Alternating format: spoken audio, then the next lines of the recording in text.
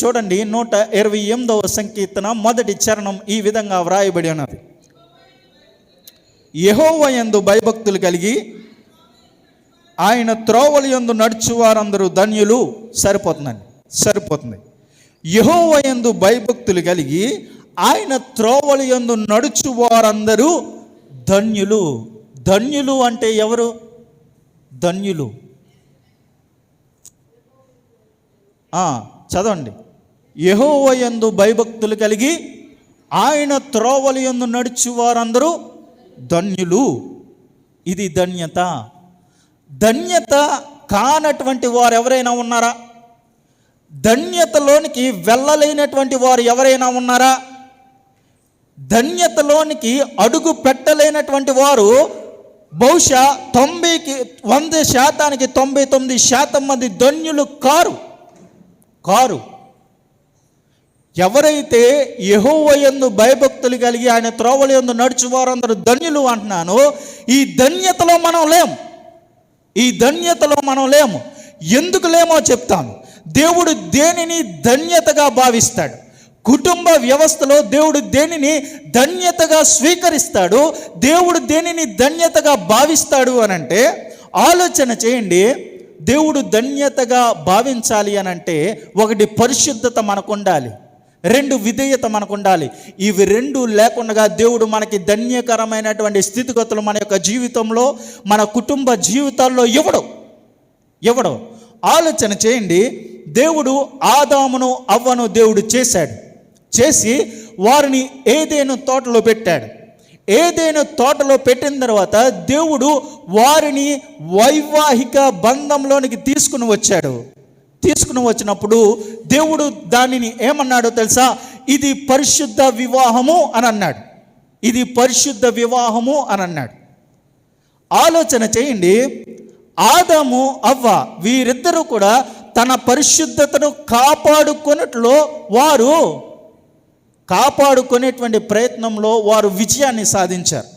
మీరు అనుకోవచ్చు, దేవుడు ఎప్పుడైతే ఆదామును చేశాడో, ఎప్పుడైతే అవ్వను చేశాడో, వీరిరువుని చేసిన తర్వాత దేవుడు వీరిద్దరిని ఐక్యపరిచి మీరు సంసారం చేయండి అని తోసేయలే.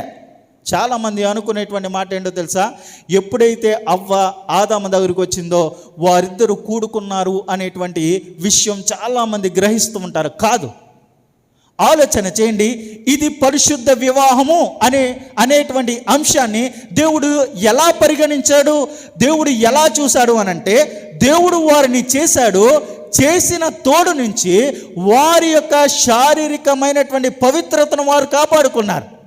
దేవుడు వారిని ఐక్యపరిచేంత వరకు, దేవుడు వారిని ఏకపరిచేంత వరకు కూడా వారి యొక్క పరిశుద్ధతను, వారి యొక్క పవిత్రతను వారు కాపాడుకున్నారు. పరిశుద్ధత, పవిత్రత అనేటువంటిది శారీరక కోణంలో ముందు దేవుడు చూశాడు. అందుకని వారిద్దరిని ఐక్యపరచడానికి వివాహము అనేటువంటి వ్యవస్థను దేవుడు తీసుకుని వచ్చాడు. వివాహము అనేటువంటి వ్యవస్థను తీసుకుని వచ్చాడు. వారిరువురి యొక్క బంధం ఏ విధంగా ఉంది అనంటే పరిశుద్ధంగా ఉంది. ఎందుకు అనంటే వారి యొక్క పరిశుద్ధతను వారు యవ్వన స్థితిలో ఉన్నప్పుడు వారు కోల్పోలేదు, వారు పోగొట్టుకోలేని కారణం చేత అది పరిశుద్ధ వివాహముగా ఎంచబడింది. దేవుడు పరిశుద్ధతను ఈ శారీరకమైనటువంటి కోణంలోనే దేవుడు చూస్తాడా? కాదు. శారీరక కోణంలో దేవుడు చూసినప్పటికీ దేవునికి కావాల్సింది ఇంకోటి కూడా ఉంది. ఇది పరిశుద్ధంగా దేవుడు ఏంచాడు. పరిశుద్ధత అనగా ఇంకోటి ఏంటో చెప్పిన, దేవుని చిత్తానికి విధేయత చూపించడం, దేవుని చిత్తానికి లోబడడం అనే దానిని కూడా పరిశుద్ధత కోవలోనికి దేవుడు తీసుకుని వస్తాడు. శారీరకమైనటువంటి పవిత్రత ఎంత ప్రాముఖ్యమో ఆత్మీయమైనటువంటి పవిత్రత కూడా అంతే ముఖ్యం అనేటువంటి విషయాన్ని చాలామంది మర్చిపోతూ ఉన్నారు. దేవుడు ఆదామును అవ్వను చూసినప్పుడు వారి యొక్క శారీరక పవిత్రతను బట్టి వారిని పరిశుద్ధ వివాహంలోనికి తీసుకుని వచ్చాడు. ఇంకొక కోణం చెప్పనా? క్రొత్త నిబంధనలో మనం 2 వ్యక్తులను చూస్తాం, ప్రదానము చేయబడినటువంటి వ్యక్తులు. ఎవరు అనంటే యోసేపు, మరియా. మరియా దగ్గరికి గాబ్రియేలు దూత వచ్చి ఈ మాట చెప్తూ ఉంది, దయాప్రాప్తురాల నీకు శుభము, నీవు పరిశుద్ధాత్మ వలన గర్భం ధరించి ఈ లోకరక్షకుడైన యేసు క్రీస్తు ప్రభు వారిని కంటావు అనే మాట చెప్పంగానే ఆమె అన్న మాట ఏంటో తెలుసా? నేను పురుషుణ్ణి ఎరుగని దానిని ఇది ఎలా సాధ్యం అనే మాటను మాట్లాడింది. ఇది నేను పురుషుణ్ణి ఎరుగని దానినే ఇది నా జీవితంలో ఎలా సాధ్యం అని అన్నది. మరియా తన యొక్క పరిశుద్ధతను కాపాడుకుంది. ఏ విషయంలో? శారీరక సంబంధమైనటువంటి శీలం విషయంలో. శీలం అనంటే బూతుగా భావించవద్దు. శీలం అంటే ఏంటో తెలుసా? స్వభావం. శీలం అంటే లక్షణం. మరియా తన యొక్క శీలాన్ని కాపాడుకుంది కాబట్టి, తన పవిత్రతను కాపాడుకుంది కాబట్టి దేవుడు చెప్పినటువంటి మాటను చేయగలిగింది. ఆ మాట చెప్పంగానే లేదు లేదు ఇలా జరుగుద్ది అని ఆ యొక్క గాబ్రియేలు దూత చెప్పంగానే ఆమె చెప్పినటువంటి అద్భుతమైనటువంటి సమాధానం ఏంటో తెలుసా? నేను నీ దాసురాల్ని, నువ్వు ఏదైతే చేయాలి అని అనుకుంటున్నావో అది నా జీవితంలో జరుగునుగాక అన్న. ఆలోచన చేయండి. పరిశుద్ధ సంబంధమైనటువంటి వివాహ బంధంలోనికి రావాలి అని అంటే, ఒకటి శారీరకమైనటువంటి పరిశుద్ధత ప్రాముఖ్యం, రెండు దేవుని చిత్తానుసారంగా ఉండడం అనేటువంటిది ప్రాముఖ్యం, మూడు దేవునికి పూర్తిగా లోబడడం అనేటువంటిది ప్రాముఖ్యం. మరియా యోసేపు చేసిందేంటో తెలుసా?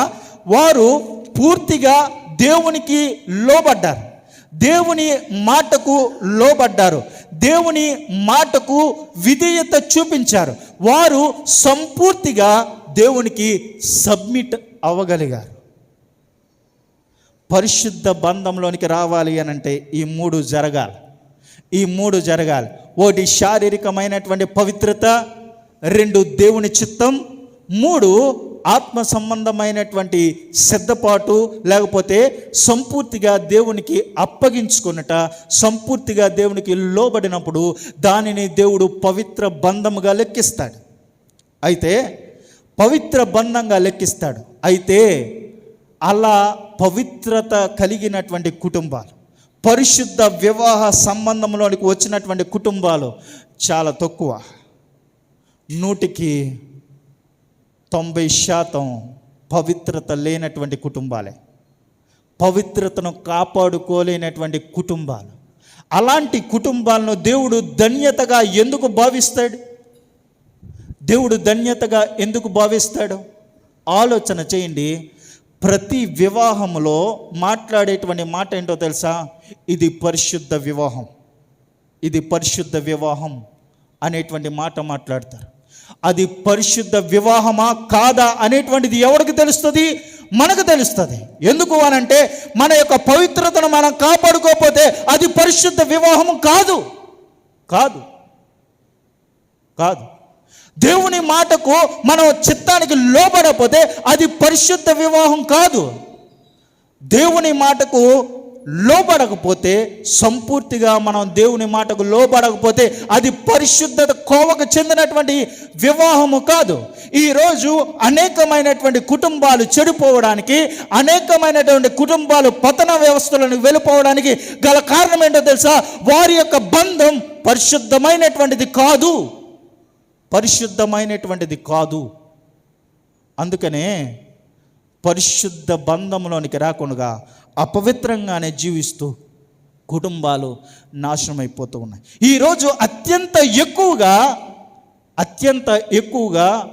కుటుంబాలు విడిపోవడానికి, కుటుంబాలు నాశనం అయిపోవడానికి, కుటుంబాలు విచ్ఛిన్నమైపోయినటువంటి పరిస్థితులు ఎక్కువగా ఎవరి జీవితాల్లో కొనసాగుతున్నాయో తెలుసా?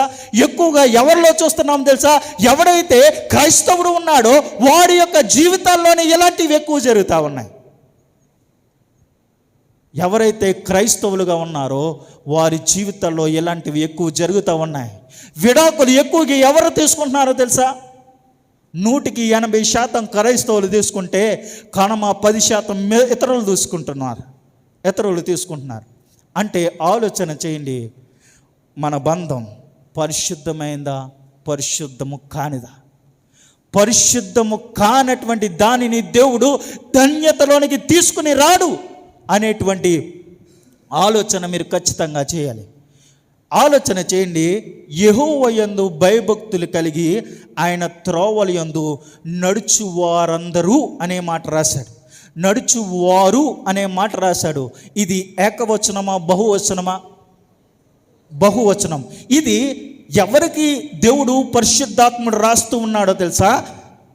మొత్తం పురుషులకే రాయట్లేదు, లేకపోతే మొత్తం స్త్రీలకే ఏ మాట రాయట్లేదు. మరి ఎవరికి రాస్తూ ఉన్నారు అని అంటే ఇరువురికి రాస్తూ ఉన్నాడు. ఎవరైతే కుటుంబముగా, ఎవరైతే యెహోవా యందు భయభక్తులు కలిగి ఆయన త్రోవల యందు నడుస్తారో వారందరూ కూడా ధన్యులు అనే మాట రాస్తున్నాడు. ఆలోచన చేయండి. ఎప్పుడైనా సరే ఇక్కడ ఇద్దరు గురించి దేవుడు మాట్లాడుతున్నాడు. ఒకటి భర్త, ఒకటి భార్య గురించి మాట్లాడుతూ ఉన్నాడు. ఈ ఇరువురు చేయవలసినటువంటి అత్యంత ప్రాముఖ్యమైనటువంటి విషయం ఏంటో తెలుసా? భర్తకు దేవునితో వ్యక్తిగత సంబంధం ఉండాలి. ఆలోచన చేయండి. దేవుడు ధన్యతలోనికి తీసుకుని రావాలి అని అంటే భర్తకు ఉండవలసినటువంటి అత్యంత ప్రాముఖ్యమైనటువంటి లక్షణం, అత్యంత ప్రాముఖ్యమైనటువంటి విషయం ఏంటో తెలుసా? ఆ వ్యక్తికి దేవునితో వ్యక్తిగత సంబంధం ఉండాలి. భర్తకు దేవునితో వ్యక్తిగత సంబంధం ఉండాలి. ఏమండి, భర్తకు ఉంది కాబట్టి భార్యలకు అవసరం లేదండి? అవసరం లేదా? ఎవరి వ్యక్తిగత సంబంధం వారిది దేవునితో. నా భర్త దేవునితో వ్యక్తిగత సంబంధాన్ని కలిగి ఉన్నాడు కాబట్టి నేను సంబంధం లేకపోతే పర్లేదండి అని అనుకోవద్దు. భర్త దేవునితో వ్యక్తిగత సంబంధాన్ని ఏ విధంగా కలిగి ఉన్నాడో భార్య కూడా దేవునితో వ్యక్తిగత సంబంధాన్ని కలిగి ఉండాలి. కలిగి ఉంటే దేవుడు చేసేటువంటిది ఏంటో తెలుసా? దేవుడు వారి యొక్క కుటుంబాన్ని ఐక్యతగా నిలుపుతాడు. దేవునితో ఇరువురికి వ్యక్తిగత సంబంధం ఉన్నప్పుడు వారిలో ఐక్యత అనేటువంటిది ఉంటుంది, వారిలో తగ్గింపు అనేటువంటిది ఉంటుంది, వారిలో నెమ్మది అనేటువంటిది ఉంటుంది. దేవునితో సంబంధం లేకపోతే ఇవి ఉండవు. ఆలోచన చేయండి, ఇవి ఉండవు. ఈరోజు చాలామందికి దేవునితో వ్యక్తిగత సంబంధం లేదు. వ్యక్తిగత సంబంధము లేకపోతే వచ్చే అనర్థాలు ఏంటో తెలుసా? మీ జీవితంలో, మన జీవితంలో మనం ఎదుర్కొంటున్నటువంటి సమస్య ఏంటో తెలుసా? భర్త అంటాడు నేను చాలా గొప్పోడిని అని అంటాడు. భార్య అంటది నువ్వేం కాదు, నేనే గొప్పదాన్ని. భర్త అంటాడు నీకేం తెలియదు, నువ్వు ఆగు అని అంటే నీకు పెద్ద తెలిసేటి. ఆలోచన చేయండి. భార్య భర్తల మధ్యలో ఈ విధమైనటువంటి ద్వేషాలు, ఈ విధమైనటువంటి అనానుకూలమైనటువంటి పరిస్థితులు, భార్య భర్తల మధ్యలో ఒకరంటే ఒకరికి పడనటువంటి భావం, లేకపోతే నేను గొప్పవాణ్ణి నువ్వు గొప్పదానివి కాదు, లేకపోతే నేను గొప్పదాన్ని నువ్వు గొప్పవాడు కాదు అనేటువంటి తారతమ్యాలు ఎందుకు వస్తూ ఉన్నాయి? చాలామంది జీవితాల్లో జరిగేటువంటి పని ఏంటో తెలుసా? దేవుడు ఉద్యోగాన్ని ఇస్తాడు. ఉద్యోగాన్ని చూసుకుని గర్వపడేటువంటి వాళ్ళు చాలామంది ఉంటారు. అది భర్త అయినా అవ్వచ్చు, భార్య అయినా అవ్వచ్చు, ఎవరైనా సరే. మనం అనుకుంటాం నేను ఉద్యోగం చేస్తున్నాను కాబట్టి నేను చాలా గొప్పవాడిని, నా భర్త ఉద్యోగం చేయట్లేదు కాబట్టి వాడు దరిద్రుడు అని అనుకుంటాం. లేకపోతే భర్త ఉద్యోగం చేస్తున్నాడు కాబట్టి భార్య ఎందుకు పనికిరాంది అని అనుకుంటారు. ఇలాంటి తారతమ్యాలు అన్నీ కూడా దేవునితో వ్యక్తిగత సంబంధం లేనటువంటి కోణంలో ఉన్నప్పుడు మాత్రమే వస్తాయి. అవి లేకపోతే రావు. ఆలోచన చేయండి. ఇలాంటి పరిస్థితులు మన జీవితంలో వస్తూ ఉన్నాయంటే అయితే మనకి దేవునితో వ్యక్తిగత సంబంధం లేదు, లేకపోతే మన యొక్క భర్తతో దేవునితో వ్యక్తిగత సంబంధం లేదు అనేటువంటి విషయాన్ని మనం ఖచ్చితంగా ఆలోచన చేయాలి. దేవుడు ఇరువురిని ఒకలాగానే సృష్టించాడు. దేవుడు ఆదామును అవ్వని చేసినప్పుడు ఏదైనా వ్యత్యాసాన్ని కనపరిచాడా? ఏదైనా వ్యత్యాసాన్ని కనపరిచాడా? నువ్వు మగవాడివి, నీకు ప్రత్యేకమైనటువంటి కండిషన్లు ఇస్తూ ఉన్నాను అని అన్నాడు దేవుడు. మగవాడిని ఏ విధంగా చేశాడో, పురుషుణ్ణి ఏ విధంగా చేశాడో, స్త్రీని అదే విధంగా చేశాడు. దేవుడు ఆదాముని అవ్వను ఇద్దరిని ఒకే రీతిగా చేశాడు. వాళ్ళిద్దరిని ఒకే విధమైనటువంటి వనంలో గడపమన్నాడు. వారిద్దరూ ఒకే విధమైనటువంటి ఆహారం తిన్నారు. వారిద్దరూ ఒకే చోట పడుకున్నారు. వారిద్దరూ కూడా ఒకే పండుని తిన్నారు. వారిద్దరూ ఒకే పాపాన్ని చేశారు. వారిద్దరూ కూడా ఒకేసారి నెట్టివేయబడ్డారు. దీంట్లో ఏదైనా వ్యత్యాసం కనబడుతుందా? ఏదైనా వ్యత్యాసం పురుషుడికి కానీ స్త్రీకి కానీ ఏమైనా వ్యత్యాసం కనిపిస్తుందా? దేవుడు ఏమైనా ఈ ఇద్దరిలో ఏమైనా వ్యత్యాసాన్ని ఇచ్చాడా? ఏమివ్వలేదు. దేవుడు ఇరువురిని ఒకటిగానే చేశాడు, ఈక్వల్. కానీ ఆ ఈక్వల్ అనేటువంటిది మన జీవితంలో లేదు అని అంటే కారణం ఈరోజు నేను గొప్ప అంటే నేను గొప్ప, నేను గొప్ప అంటే నేను గొప్ప అనేటువంటి పరిస్థితులు మన జీవితంలోనికి రావడానికి కారణం దేవునితో వ్యక్తిగత సంబంధం లేకపోవడం. ఆలోచన చేయండి. యెహోవా యందు ఎవరైతే వ్యక్తిగత సంబంధాన్ని కలిగి ఉంటారో వారు ఏ విధమైనటువంటి పరిస్థితుల్లో ఉంటారో తెలుసా? యెహోవా యందు భయము భక్తి అనే మాట రాస్తున్నాడు. యెహోవా యందు భయము భక్తి. ఎవరైతే దేవునితో వ్యక్తిగత సంబంధాన్ని కలిగి ఉంటారో వారికి ఆటోమేటిక్గా సెల్ఫ్ డిసిప్లిన్ అనేటువంటిది ఉంటుంది. సెల్ఫ్ డిసిప్లిన్ అనేటువంటిది ఉంటుంది. వారికి ఎవరు చెప్పనవసరం లేదు. ఇది తప్పు, ఇది మంచిది, ఇది మంచిది కాదు, ఇది చెడు, ఇది చెడ్డది కాదు, లేకపోతే ఇది పుణ్యం, ఇది పుణ్యం కాదు అనేటువంటి విషయం ఎవరైతే దేవునితో వ్యక్తిగత సంబంధాన్ని కలిగి ఉన్నారో వారికి చెప్పవలసినటువంటి అవసరం లేదు. ఎందుకు అనంటే వారికి తెలుసు ఏది చేస్తే మంచిదో, ఏది చేస్తే మంచిది కాదు అనేటువంటి విషయం వారికి తెలుసు. ఆలోచన చేయండి. దేవుడు చెప్తున్నటువంటి మాట దొంగిలించకూడదు అనే మాట దేవుడు చెప్తా ఉన్నాడు. దేవుడు చెప్తా ఉంటే దేవుని యందు సహవాసం కలిగినటువంటి వాడికి, దేవునితో వ్యక్తిగత సంబంధం కలిగినటువంటి వాడికి తెలుస్తుంది ఏంటో తెలుసా? దొంగతనం చేయకూడదు, చేస్తే దీన్ని దేవుడు పాపంగా పరిగణిస్తాడు. వ్యభిచరించకూడదు, చేస్తే దేవుడు దీన్ని పాపంగా పరిగణిస్తాడు. ఇతరులతో ఆశించకూడదు, నేను ఆశిస్తే దేవుడు దీన్ని పాపంగా ఎంచుతాడు అనేటువంటి సెల్ఫ్ డిసిప్లైన్ అనేటువంటిది దేవునితో వ్యక్తిగత సంబంధం కలిగి ఉన్నటువంటి వాడికి ఉండేటువంటిది. ఆలోచన చేయండి. మనం ఆ విధమైనటువంటి భయం కలిగి జీవిస్తూ ఉన్నామా దేవుని ఎడల? ఆ విధమైనటువంటి భయం కలిగి మనం జీవిస్తూ ఉన్నామా? ఇక్కడ అదే విధమైనటువంటి భయాన్ని వ్యక్తపరుస్తూ ఉన్నాడు. ఎందుకు అనంటే మన దేవుడు పరిశుద్ధుడు, మనల్ని పరిశుద్ధుడుగా ఉండమని దేవుడు ఆలోచిస్తూ ఉన్నాడు, ఆయన కోరుకుంటూ ఉన్నాడు. దేవుని యందు భయభక్తులు కలిగి ఆయన త్రోవల యందు నడుచు వారందరూ ధన్యులు అంటూ ఉన్నారు. ఇలాంటి ధన్యకరమైనటువంటి స్థితిగతుల్లోకి మనం వచ్చామా? ఒకవేళ రాకపోతే, ప్రభువా నేను చేసింది తప్పే, నేను చేసింది అపరాధమే అని దేవుని దగ్గర ఒప్పుకుంటే నీ జీవితంలో, నీ కుటుంబ జీవితంలో దేవుడు ధన్యతలోనికి నడిపించడానికి దేవుడు సహాయం చేస్తాడు. నీవు అడగకుండగా దేవుడు నీ యొక్క నీ జీవితంలో కార్యాన్ని జరిగించడు. నువ్వు అడగవలసిందేంటో తెలుసా? ప్రభువా ఇప్పుడు దాకా నేను ధన్యతలోనికి ప్రవేశించలేదు, నీ చిత్తమైతే నేను ధన్యతలోనికి ప్రవేశించినట్లుగా నన్ను బాగు చెయ్యి అని అడగాలి. ఆలోచన చేయండి. 2వ చరణం ఈ విధంగా వ్రాయబడి ఉంది. 2వ చరణం,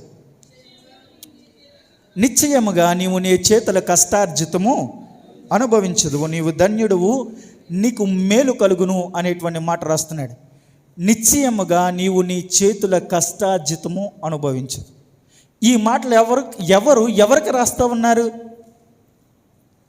ఎవరికి రాస్తా ఉన్నారు? నీవు ధన్యుడవు అనే మాట ఎవరికి రాస్తున్నాడు? ధన్యురాలు అంటే ఎవరు? ధన్యుడు అంటే ఎవరు? ఈ మాట ఎవరికి రాస్తూ ఉన్నాడు అని అంటే పురుషుడికి రాస్తూ ఉన్నాడు. ఈ మాట భర్తకు రాస్తూ ఉన్నాడు. భర్త 2 పనులు చేయాలి. 2 పనులు చేయాలి. దేవుడు 2 పనులను భర్తకి అప్పగించాడు. ఒకటి ఏంటో తెలుసా? పని చేయాలి. నీ చేతుల కష్టార్జితము అని అంటే అది పని. ఒకటి పని, 2 బాధ్యత. ఇవి 2 భర్తకు దేవుడు ఇచ్చినటువంటి నియమాలు. పని చేయాలి. ఆలోచన చేయండి. దేవుడు సర్వ సృష్టిని సృష్టించిన తర్వాత, దేవుడు ఏదైనా తోటను చేసిన తర్వాత, అప్పుడు దేవుడు ఆదామును చేసి దేవుడు అన్నటువంటి మాట ఏంటో తెలుసా?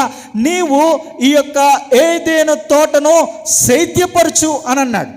నీవు ఏదైనా తోటను సేద్యపరచు అని అన్నాడు. దేవుడు ముందు సృష్టిని చేశాడా? మానవుని చేశాడా? సృష్టిని చేశాడు, తర్వాత మానవుని చేశాడు. దేవుడు ముందు పనిని చేశాడా? పని చేసేవాడిని చేశాడా? ఏమండి, టిఫిన్ చేయలేదండి నేను. మీరు టిఫిన్ చేసి వచ్చారు, కానీ గట్టిగా మాట్లాడండి, నాకు అర్థం కావట్లేదు.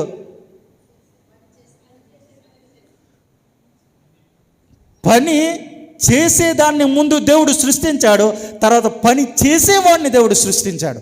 అంటే ఈ లోకంలో పుట్టినటువంటి ప్రతి ఒక్కడికి పని ఉందా లేదా? ఉంది. పని లేకుండా ఎవడు లేడు. ఏమండి, నాకు పని లేదు, నేను పాట లేదు, నేను ఎలా ఉంటాను అన్నవాడు వాడంత దరిద్రుడు, వాడంత నీచుడు, వాడంత నికృష్టుడు ప్రపంచంలో ఎవడుండడు. ఎందుకో తెలుసా?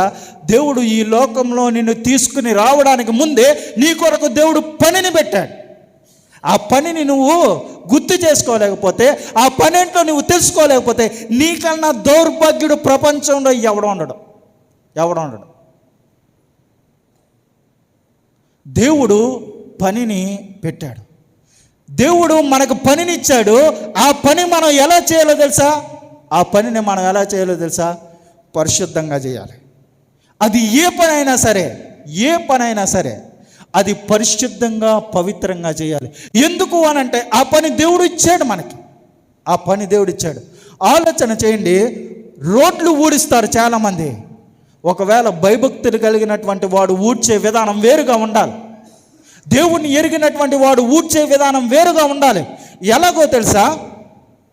ఒకవేళ దేవుణ్ణి ఎరిగినటువంటి బిడ్డ ఆ యొక్క రోడ్లను ఊడుస్తూ ఉన్నాడు అనుకోండి, వాడు దాన్ని ఎలా విధంగా చేయాలో తెలుసా? పర్ఫెక్షన్గా చేయాలి, పర్ఫెక్ట్గా చేయాలి, పరిశుద్ధంగా చేయాలి. వాడు ఆలోచించవలసింది ఏంటో తెలుసా? నాకు దేవుడు ఈ పని ఇచ్చాడు, ఈ పనిని నేను పర్ఫెక్ట్గా చేస్తే దేవుడు నన్ను చూస్తాడు అనేటువంటి తలంపుల్లో ఉండాలి. ఎందుకో తెలుసా? ఒకవేళ సరదాగా అనుకుందాం, అలాగే రోడ్డు ఊడ్చాడు, చాలా నీట్గా ఊడ్చాడు, ఒక్క కాగితం లేకుండా, ఒక్క చెత్త ముక్క కూడా లేకుండా చాలా నీట్గా తుడిచేసిన తర్వాత ఇన్ కేస్ దేవుడే ఆ రోడ్డు మీద నడిచొస్తున్నాడు అనుకుందాం. నడిచొస్తుంటే దేవుడు అంటాడు, ఇలా తిరిగి చూసి, ఎవడ్రా వీడు భలే ఊడ్చాడు, ఎవడ్రా వీడు చాలా బాగా ఊడ్చాడు, చాలా నీట్గా చేశాడు అని దేవుడు అనుకోవాలి. మనకిచ్చినటువంటి పని ఏదైనా సరే, అది పాత్రలు తోమడమా, లేకపోతే గృహంలో పనులు చేయడమా, లేకపోతే ఉద్యోగం చేయడమా, లేకపోతే వ్యాపారం చేయడమా, ఏది ఏమైనా కూడా మీరు దాంట్లో పెట్టవలసింది 100కి 100% ఎఫర్ట్ పెట్టాలి. ఇది ఖచ్చితం. 100కు 100% నువ్వు పర్ఫెక్షన్ లేకపోతే, నీకు ఇవ్వవలసింది ఇవ్వకపోతే, దేవుడు దాన్ని ఆశీర్వాదంగా ఏ విధంగా చూస్తాడు? ఆలోచన చేయండి. దేవుడు నాకు ఇచ్చినటువంటి పని ఏంటో తెలుసా? బోధించడం. ఈ బోధించడానికి నా సర్వశక్తులు నేను ఒడ్డుతా. అవసరమైతే ఏది చదవాలో, ఏది చదవకూడదో, ఏమి రెఫర్ చేయాలో, రెఫర్ చేయకూడదో, ఎవరిని అడగాలో అన్నీ చేస్తా. అవసరమైతే రాత్రి పడుకోకుండా కూడా ఉంటా. రాత్రి పడుకోకుండా కూడా ఉంటా. రాత్రి పడుకోవడానికి 3 అయింది. 3 గంటల పాటు మెలకుగానే ఉన్నా. ఎందుకో తెలుసా? ప్రతి దాన్ని నేను తరచి చూస్తూ ఉంటాను. ప్రతి దాన్ని నేను నిశ్చితంగా పరిశీలించి నేను రాసుకుంటూ ఉంటాను. ఎందుకు అనంటే దేవుడు నాకు ఇచ్చినటువంటి పని ఇది.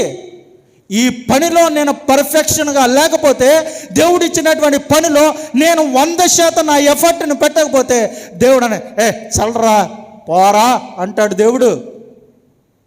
దేవుడు. నువ్వు ఒక్కడవేనా ముందే, బోల్డ్ మంది ఉన్నారు, నువ్వు కాకపోతే ఇంకొకడు వస్తాడులే అని అంటాడు దేవుడు. అందుకని ప్రతి సందర్భంలో భయపడతా. నేను ఈ మాటలు చెప్తూ ఉన్నప్పుడు మీలో చాలామంది మీకు బాధ కలగవచ్చు. నేను ఎప్పుడైనా ఏదైనా మాట్లాడుతూ ఉన్నప్పుడు మీలో చాలామందికి బాధ కలగవచ్చు, నొప్పి కలగవచ్చు, ఇబ్బంది కలగవచ్చు, మీకు కష్టంగా అనిపించవచ్చు. అయినా సరే ఆ మాటలు చెప్పకుండా ఉండను. ఎప్పుడూ కూడా నేను చెప్పాలి అని అనుకున్నది చెప్పకుండా దానిని వదిలేసి దిగిపోయినటువంటి పరిస్థితి నా జీవితంలో లేదు. తెలుసా? దేవుడు ఏదైతే చెప్పమన్నాడో అది చెప్పకుండా దాన్ని మైమర్పించేసి దాన్ని మూసేసి వెళ్ళినటువంటి సందర్భం లేదు. ఒకవేళ నేను అలా మూసాను అనుకోండి, దేవుడు నాకు ఇచ్చినటువంటి పని నేను పూర్తిగా చేసిన వాడిని అవుతానా, చేయని వాడిని అవుతానా? మీరు బాధపడినా, మీరు కొట్టినా, తిట్టినా, నా ముఖం మీద వచ్చి ఉమ్మేసినా నేను చెప్పాలనుకున్నది చెప్పేస్తా. ఓకే? పర్ఫెక్షన్ అనేటువంటిది ప్రతి పనిలో ఉండాలి. దేవుడు నీకు సేవా భారం ఇచ్చాడా, దేవుడు నీకు ఉద్యోగాన్ని ఇచ్చాడా, దేవుడు నీకు వ్యాపారాన్ని ఇచ్చాడా అన్నట్లో కూడా దేవునికి 100కి 100% చేయడానికి ఇష్టపడాలి. ఆలోచన చేయండి. దేవునితో వ్యక్తిగత సంబంధం ఉండి దేవుడు మనకు పని ఇస్తే ఆ పనిని మనం సంపూర్తి చేస్తే దేవుడు మనకిచ్చేటువంటి గొప్ప ఆలోచన, గొప్ప ఆశీర్వాదం ఏంటో తెలుసా? నీ కష్టార్జితము నీవు అనుభవించదువు, నీవు ధన్యుడు. ఆలోచన చేయండి. చాలామంది కష్టపడతారు, చాలామంది ధనాన్ని సంపాదిస్తారు, రకరకాల పద్ధతిలో ధనాన్ని సంపాదిస్తారు. ఎలాగానంటే చాలామంది అన్యాయంగా డబ్బును సంపాదిస్తారు. చాలామంది ఇతరులను కష్టపెట్టి, ఇతరులను నష్టపరిచి ధనాన్ని సమకూరుస్తారు, ధనాన్ని సంపాదిస్తారు. ఎంత ధనం సంపాదించారో ఆ ధనం సంపాదించిన దానికి వారికి తృప్తి అనేటువంటిది ఉంటుందా? ఉండదు. అన్యాయంగా, అక్రమంగా నువ్వు ఎంత సంపాదించినా, ఎంత ధనం సమకూర్చినా దాంట్లో నీకు కలగనిది తృప్తి అనేటువంటిది కలగదు. తృప్తి అనేటువంటిది దేవుడివ్వాలి. ఆలోచన చేయండి. మనం కష్టపడింది కొంచెమే, మన కష్టానికి వచ్చింది కొంచెంలో దేవుడు మనకి తృప్తినిస్తాడు. ఇది ఎవరైనా అనుభవించగలిగారా? ఏమండి, నా జీతం చాలా తక్కువే, కానీ నా జీతంతో నేను తృప్తి పడుతున్నా అనేటువంటి వాళ్ళు ఎవరైనా ఉన్నారా? ఉంటే దేవుడు ఆ తృప్తిని దేవుడు మీకు ఇస్తున్నాడు. మీరు ధన్యులు. ఎందుకు అనంటే అదే తృప్తి చాలామందికి లేదు. ఎందుకో తెలుసా? ఈ మాట చెప్తున్నాను. చాలామంది దాన ధర్మాలు చేస్తారు, చాలామంది ఇతరులకు భోజనాలు పెడతారు, చాలామంది ఇతరులకు చేయవలసిందే అన్నీ చేస్తారు. కానీ వారు ఎన్ని చేసినా, ఏమి చేసినా వారి జీవితంలో వారికి దొరకంది ఏంటో తెలుసా? తృప్తి. ఇది వారి జీవితంలో దొరకదు. చాలామంది బాగా సంపన్నులు అనేక లక్షల కోట్ల రూపాయలు దానంగా ఇస్తారు. ఎందుకో తెలుసా? ఈ డబ్బుతో నాకు తృప్తి లేదు, కనీసం ఇలా పంచితే అయినా తృప్తి వస్తుందేమో అనేటువంటి ఉద్దేశంతో చాలామంది పుణ్యకార్యాలు చేస్తారు. అన్యాయంగా సంపాదించింది, అక్రమంగా సంపాదించింది వారి దగ్గర ఉంటే వారికి మనశ్శాంతి ఉండదు. కాబట్టి వాళ్ళు చేసేది ఏంటో తెలుసా? పుణ్య కార్యాలు చేస్తే కనీసం తృప్తి వస్తుంది అనేటువంటి ఉద్దేశం వారికి ఉంటుంది. ఆలోచన చేయండి. తృప్తి అనేటువంటిది దేవుడు ఇస్తేనే వస్తుంది. నేను ఒక సందర్భంలో ఒక వ్యక్తితో మాట్లాడుతూ ఉన్నాను. బ్యాంక్ ఎంప్లాయీతో మాట్లాడుతూ ఉన్నప్పుడు ఆయన అడిగాను, ఏమండి మీరు రోజు కొన్ని కోట్ల రూపాయలు చూస్తారు కదా, మీకు ఎప్పుడైనా అనిపించిందా అవన్నీ తీసేసుకోవాలని ఎప్పుడైనా అనిపించిందా అని అంటే ఆయన అన్నాడు, చాలా విచిత్రమైనటువంటి డైలాగ్ అన్నాడు. ఏంటో తెలుసా? కోట్ల రూపాయలు నేను చూస్తాను వాస్తవమే, కానీ అవన్నీ నాకు చిత్తు కాగితాల్లా కనిపిస్తాయి అన్నాడు. కోట్ల రూపాయలు చిత్తు కాగితాల్లా కనిపించడం ఏంటయ్యా అని అనుకున్నా. కోట్ల రూపాయలు చిత్తు కాగితాల్లా కనిపిస్తాయి, కానీ ఆయన అత్యంత విలువ కలిగినటువంటి దానిగా దేన్ని చూస్తాడో తెలుసా? ఏమండి, నేను ప్రతిరోజు చూసేటువంటి దాన్ని నేను చిత్తు కాగితాలుగానే చూస్తాను, కానీ నెలాఖరున నా జీతం వస్తుంది చూసారో, అది తీసుకోగానే నాలో ఒక విధమైనటువంటి తృప్తిని వస్తుంది అని అన్నాడు. నాలో ఒక విధమైనటువంటి తృప్తిని వస్తుంది. ఎందుకో తెలుసా? అది నా కష్టార్జితం అండి. నేను 4 రోజులు కష్టపడ్డానండి, నా చెమట వచ్చానండి, నేను కష్టపడి సంపాదిస్తే వచ్చిందండి, అది నాకు ప్రాముఖ్యం. అది నేను తీసుకుంటే నాకు తృప్తిగా ఉంటుందండి. మిగిలిన నాయి కాని వాటివి ఏవి కూడా నాకు తృప్తినేవో. నేను కోట్ల రూపాయలు చూసినా అవి నాకు చిత్తు కాగితాలే అని అన్నాడు. చిత్తు కాగితాలే అని అన్నాడు. ఆలోచన చేయండి, చాలామంది కష్టపడతారు, వారి యొక్క ఫలాన్ని వారు అనుభవించరు. చాలామంది కష్టపడతారు, కానీ వారి యొక్క జీవితంలో తృప్తి అనేటువంటిది ఉండదు. ఈ 2 విషయాలు ఆలోచన చేయండి. దేవునితో వ్యక్తిగత సంబంధం ఎవరికైతే ఉంటుందో వాడికి కలిగేదేంటో తెలుసా? తృప్తి కలుగుద్ది. వాడికి ఉన్నటువంటి దాంట్లో తృప్తినిస్తాడు దేవుడు. నిశ్చయముగా నీవు నీ చేతుల కష్టార్జితం అనుభవిస్తావు. ఆలోచన చేయండి, మన కష్టార్జితం ఎవడు అనుభవిస్తూ ఉన్నాడు? ఈరోజు క్రైస్తవుల్లో అత్యంత దారుణమైనటువంటి పరిస్థితులు ఏంటో తెలుసా? క్రైస్తవులు ఎక్కువగా డబ్బును దేంట్లో పోగొట్టుకుంటున్నారో తెలుసా?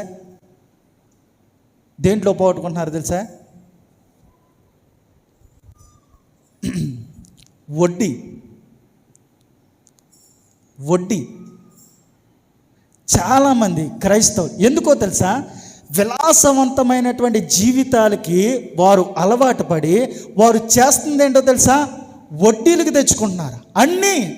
అన్నీ సమస్తం వడ్డీలకు తెచ్చుకుంటున్నాడు. వీడి కష్టార్జితం అంతా వాడు వడ్డీలకు కట్టుకుంటున్నాడు, వడ్డీలకు జమ చేసుకుంటున్నాడు. అసలుగానే ఉంది, వడ్డీలతో పోతూ ఉంది. అలాంటి పరిస్థితులు మనకున్నప్పుడు మనం ధన్యకరమైనటువంటి స్థితిలో ఉన్నట్ట లేనట్టే. చాలా విచిత్రమైనటువంటి విషయాలు చూస్తూ ఉన్నప్పుడు భలే నవ్వొస్తుంది నాకు. ఏంటి అనంటే, ఇప్పుడు మామూలుగా ఎగ్జాంపుల్గా చెప్తూ ఉన్నాను, ఇక్కడ నుండి బయటికి వెళ్ళినటువంటి వారు, బయట దేశాలు వెళ్ళినటువంటి వారు చాలామంది ఉంటారు. అక్కడ నానా రకాలైనటువంటి కష్టాలు పడతారు, బాగా ఇబ్బంది పడతారు, సమకూర్చుకుని 1 నెల 2 నెలల్లో ఇక్కడ ఉండడానికి వస్తారు. వచ్చిన వెంటనే వాడు చేసే పని ఏంటో తెలుసా? ఒక స్కూటీ తీసుకుంటే అద్భుతంగా ఉంటుంది, కానీ వాడు వచ్చి రాగానే ఒక 3 లక్షలు పెట్టి 4 లక్షలు పెట్టి ఒక బైక్ను కొనేస్తాడు, తిరిగేస్తాడు. మరలా వాడు వెళ్ళిపోయేటప్పుడు ఆ బండి ఆడికిచ్చి, ఈడు కొన్న డబ్బులు ఆడికిచ్చి, చేతుకున్నటువంటి గాజులు, చేతుకున్నటువంటి ఉంగరాలు, మెడలో ఉన్నటువంటి చైన్లన్నీ తీసి తాకట్టు పెట్టిపోతాడు. విచిత్రం అది. ఎందుకో తెలుసా? మన కష్టార్జితం మనం అనుభవించడానికి దేవుడు మనకి ఆ యోగ్యతను ఇవ్వలా. ఎవడైతే దేవునితో ఆ వ్యక్తిగత సంబంధాన్ని కలిగి ఉంటాడో వాడికి మాత్రమే వాడు పడినటువంటి కష్టము, వాడు ఆర్జించినటువంటి ఆర్జన, వాడు సంపాదించినటువంటి సంపాదన వాడు తినడానికి యోగ్యతను దేవుడు ఇస్తాడు. మిగిలిన వారికి దేవుడు యోగ్యతను ఇవ్వడు.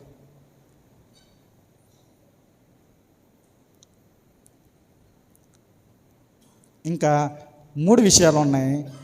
దేవుని చిత్తమైతే మరి ఒక వారం దీన్ని ఇప్పుడు దాకా నేను చెప్పాను, ఒకటి దేవుని యందు భయభక్తులు కలిగి ఆయన త్రోవల యందు నడుచువారు అందరూ ధన్యులు, నిశ్చయముగా నీ చేతుల కష్టార్జితం అనుభవించదు.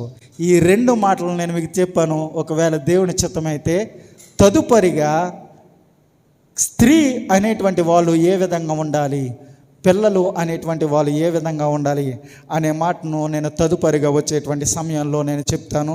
అంతవరకు ఈ మాటలు దేవుడు మన వెనుకల్లో దీవించి ఆశీర్వదించి నడిపించునుగాక. ఆమేన్.